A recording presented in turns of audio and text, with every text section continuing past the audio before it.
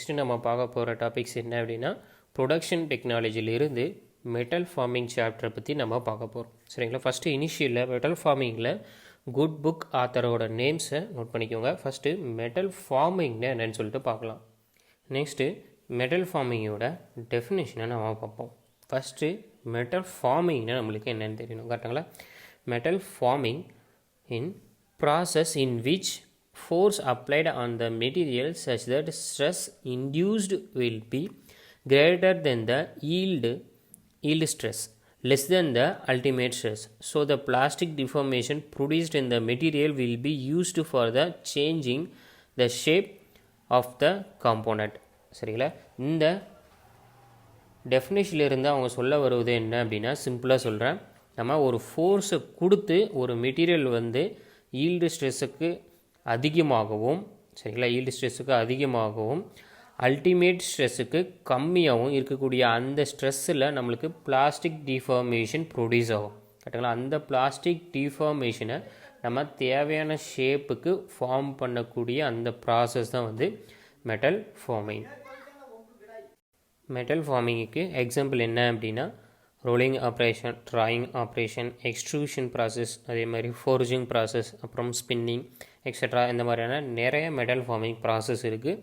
அது என்னென்ன அப்படின்னு சொல்லிட்டு இதுக்கு மேலே நம்ம டீட்டெயிலாக பார்க்கலாம். சரிங்களா?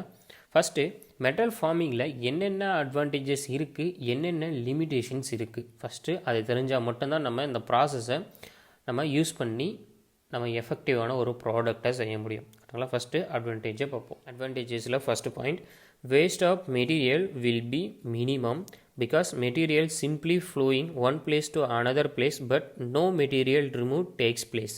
அதாவது இந்த பாயிண்ட்ஸில் என்ன சொல்கிறாங்க அப்படின்னா, மெட்டீரியல் வேஸ்டேஜ் வந்து நம்மளுக்கு மினிமமாக இருக்குது அப்படின்னு சொல்லிட்டு சொல்கிறாங்க. அதாவது நம்ம மெட்டல் ஃபார்மிங் ப்ராசஸில் ஒரு இடத்துலேருந்து மெட்டலை இன்னொரு இடத்துக்கு மெட்டல் ஃப்ளோவே தான் பண்ணுறோமே தவிர மெட்டலை நம்ம ரிமூவ் பண்ண போகிறது கிடையாது.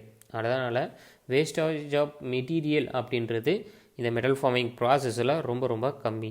சரிங்களா? Second process, metal forming process improving a strength and that to forging operation increasing the fatigue strength will be high. அதாவது ஃபோர்ஜிங் ப்ராசஸ் மூலிமா நம்ம ஃபெட்டிக் ஸ்ட்ரென்த்தை நம்ம இதிலிருந்து ஹையாக நம்மளோட கொண்டு வர முடியும். சரிங்களா? இன்கேஸ் ஆஃப் நம்மளுக்கு ரெக்யர்மெண்ட்ஸில் ஃபெட்டிக் ஸ்ட்ரென்த் வந்து ஹையாக ஒரு கஸ்டமர் கேட்குறாங்க அப்படின்னா அதுக்கு நம்ம ஃபோர்ஜிங் ஆப்ரேஷனை யூஸ் பண்ணி நம்ம ஃபெட்டிக் ஸ்ட்ரென்த்தை ஹையாக வந்து நம்ம கொடுக்கலாம். சரிங்களா? அடுத்தது third point, grain orientation is possible.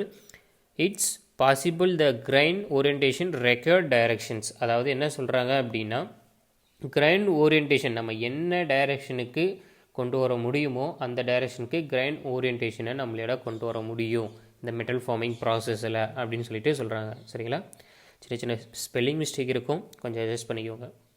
அதாவது எக்ஸாம்பிள், இந்த மாதிரி நம்மளுக்கு ஐசோட்ராபிக் மெட்டீரியல்ஸ் வந்து நம்மளுக்கு கொஷினில் கொடுத்துட்டாங்க. இதை நம்ம மெட்டல் ஃபார்மிங் ஃப்ளோ பண்ணி நம்ம கிரைன் ஓரியன்டேஷன் இந்த மாதிரி மாற்றி அனிசோட்ரோபிக்காக நம்ம மாற்றிக்கலாம். சரிங்களா? இந்த மாதிரி கிரைன் ஓரியன்டேஷன் இந்த மெட்டல் ஃபார்மிங்கில் நம்மளுக்கு அவைலபிள் அப்படின்னு சொல்லிட்டு சொல்கிறாங்க. சரிங்களா? அடுத்தது fourth point, isotropic material to anisotropic மெட்டீரியலாக நம்மளோட இந்த மெட்டல் ஃபார்மிங் ப்ராசஸில் சேஞ்ச் பண்ண முடியும். அதுதான் வந்து இந்த ஃபோர்த்து பாயிண்டில் சொல்லியிருக்கிறாங்க. சரிங்களா? அடுத்தது fifth point, time taken for manufacturing component will be lower, therefore production rate will be high. சரிங்களா?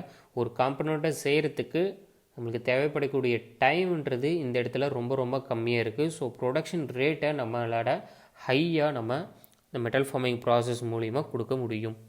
அடுத்தது sixth point, some metal forming process increasing strength and hardness of material takes place. சரிங்களா? ஒரு சில metal forming process மூலிமா ஸ்ட்ரென்த்தையும் and ஹார்ட்னஸையும் நம்மளோட increase பண்ண முடியும். சரிங்களா? Seventh point, metal forming process good surface finish closed dimension tolerance is possible. சரிங்களா? ஒரு சில மெட்டல் ஃபார்மிங் ப்ராசஸ் வந்து க்ளோஸ்டு சர்ஃபேஸ் ஃபினிஷாக நம்மளுக்கு கொடுக்கும். அதாவது நம்மளுக்கு தேவைப்படக்கூடிய டைமென்ஷனில் க்ளோஸாக சர்ஃபேஸ் ஃபினிஷை கொடுக்கக்கூடியது தான் வந்து இந்த மெட்டல் ஃபார்மிங் ப்ராசஸ். அதுவும் ஒரு சில மெட்டல் ஃபார்மிங் ப்ராசஸ் தான். ஓகேங்களா? நம்ம இது வரைக்கும் அட்வான்டேஜஸ் மெட்டல் ஃபார்மிங்கில் என்னென்னு பார்த்தோம். அடுத்தது லிமிட்டேஷன்ஸ். இதெல்லாம் வந்து மெட்டல் ஃபார்மிங் ப்ராசஸ் மூலிமா நம்மளுக்கு டிஸ்அட்வான்டேஜஸ் அப்படி இல்லைனா லிமிட்டேஷன்ஸாக நம்மளுக்கு இருக்குது. அது என்னென்னு சொல்லிட்டு தெரிஞ்சுக்கலாம். First one, force and energy required for manufacturing process is much higher than the other manufacturing methods. அதாவது ஃபோர்ஸ் அண்ட் எனர்ஜி வந்து இந்த மெட்டல் ஃபார்மிங் ப்ராசஸுக்கு அதிகமாக தேவைப்படுது. இன் கேஸ் ஆஃப் மெட்டல் ஃபார்மிங்கோட ஒரு மிஷின்ஸ் மேனுஃபேக்சரிங் இண்டஸ்ட்ரி நம்மளோட உருவாக்குறோம் அப்படின்னா ஃபோர்ஸ் அண்ட் எனர்ஜி நம்மளுக்கு அதிகமாக தேவைப்படுற மாதிரி நம்ம டிசைன் பண்ணி அதை உருவாக்கியிருக்கோம். அதை தான் சொல்கிறாங்க லிமிட்டேஷன்ஸில்.